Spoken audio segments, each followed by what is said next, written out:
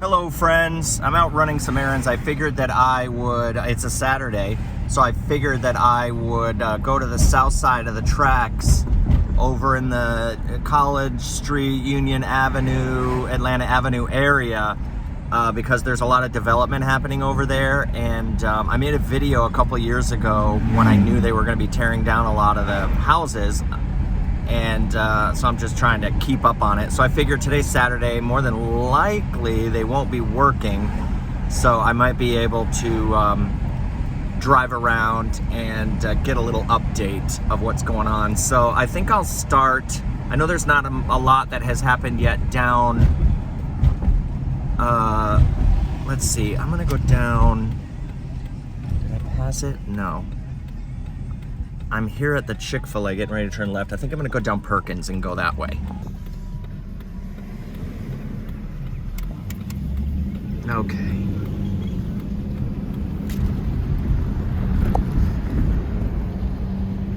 All right, so we're on South Central now. And that was a lumber company back in the day. I forget the name of it. But we're gonna go down Perkins and go check out what's going on. I'm particularly interested in, oh, this is not Perkins. All right, I'm gonna go down Perkins since I said it. That's Elm Street. There's Hapeville Radiator, which I believe is going to be gone soon. And for sale or lease on this corner of Perkins is the old Citizens Bank, built in 1959. All right, so we're going down Perkins. I'm most particularly interested in what's happening at, there's Public Services. It looks very quiet. Do they even use that building anymore? I don't even know. All right, I'll finish my other sentence in just a second as I get distracted. I love this little apartment building. It was renovated a couple years ago, 3580 Perkins. And now this is a Vietnamese church, and of course in front of us, those are condos now, but that was College Street School.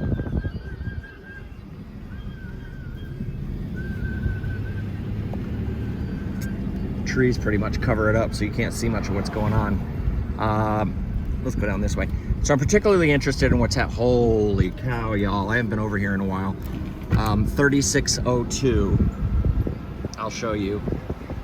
I'm getting ahead of myself, but look at all the development happening here. Let me see. I'm in my car, and that's a little harder. This property right here is where Doris Gardner's house was. I did a video about the 1968 daycare explosion. Doris Gardner, who was one of the heroes that rescued kids, her house was right here where this parking lot is now. But this land that's at the corner of Chestnut and College down here, sorry about my dirty windshield. Look, you can see the road that goes all the way through to to South Fulton. I'm gonna go through there, actually. They have now named it Oakview Drive.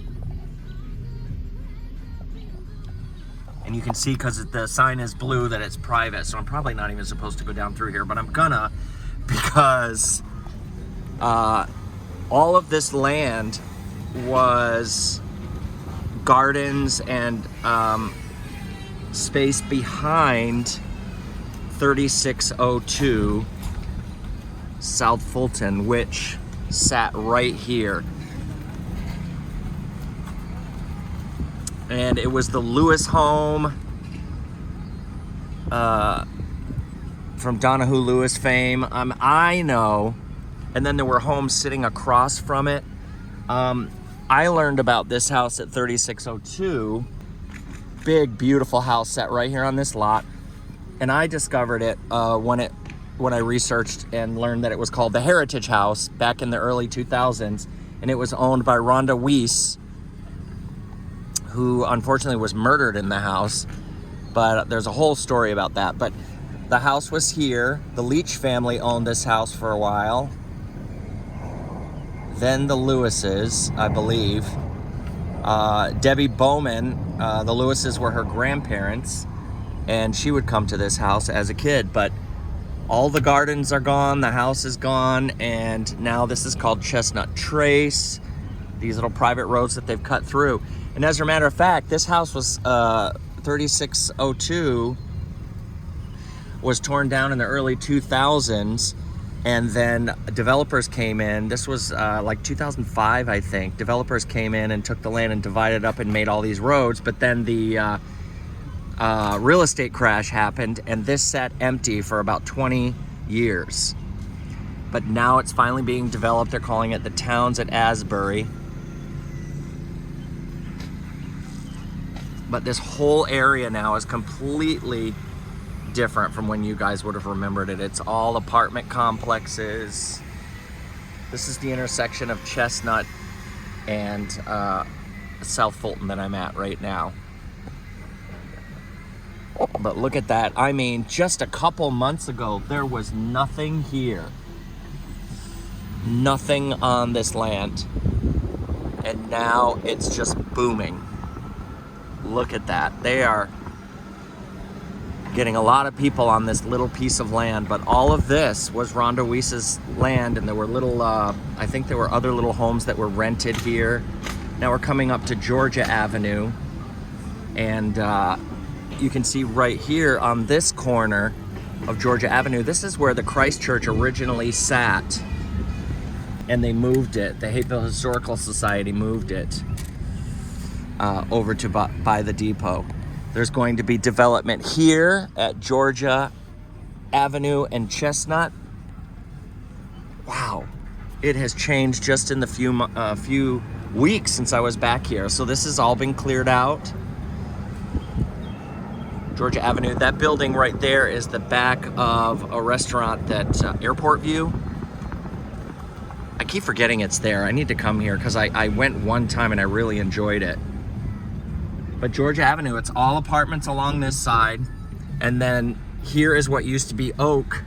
Well, it still is Oak. This is the last street left of Hapeville going south. And then the airport took the rest, as you guys know.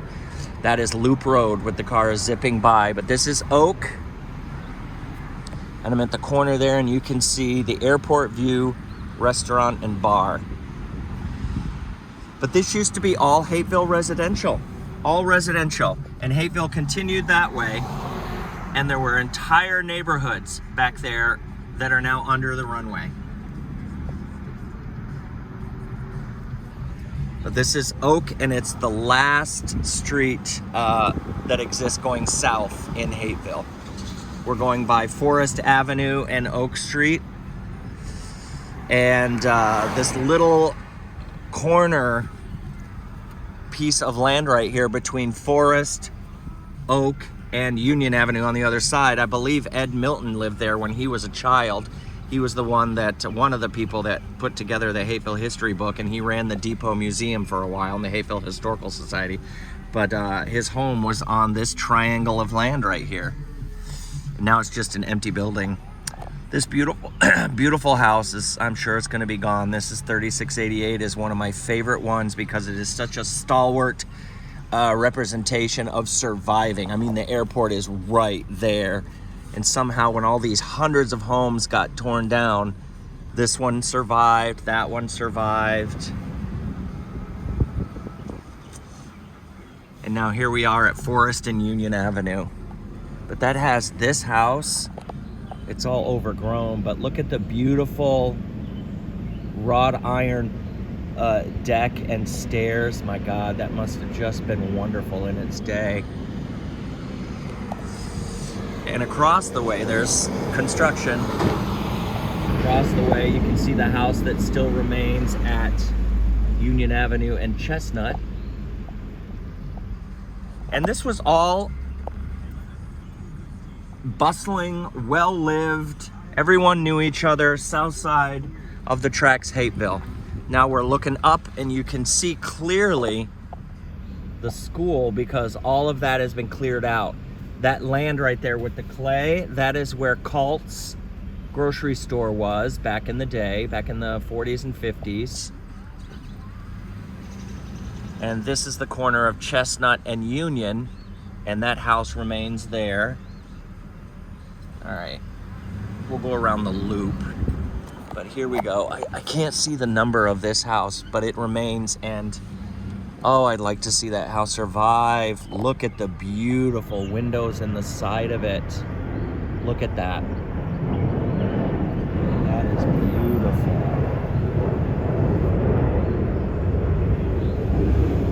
Yeah, we had a car that wanted to get by, but look at that. LED, I think. Is that what they call those LED paned windows? That is a lovely old Georgia home. Sitting right behind 3653 Union Avenue.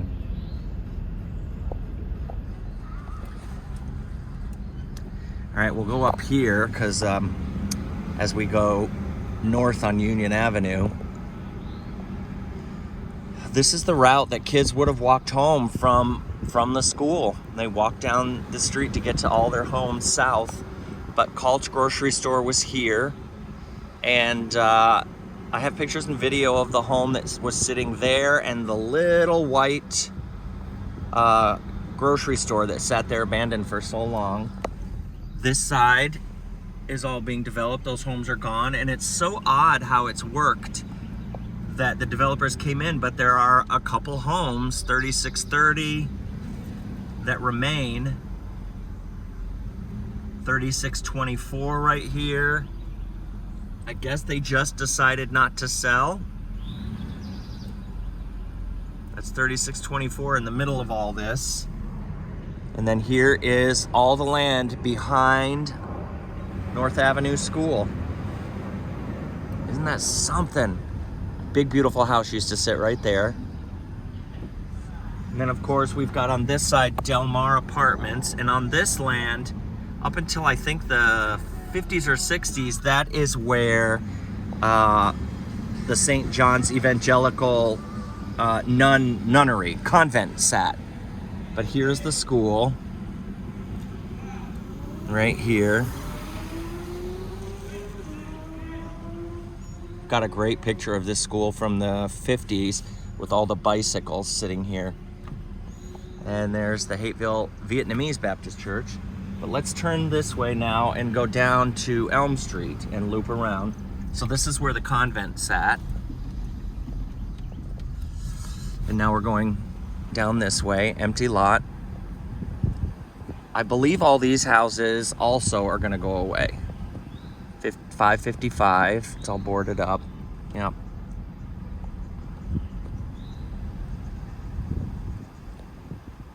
This is all gonna be developed as we come over to Elm Street. That's 543.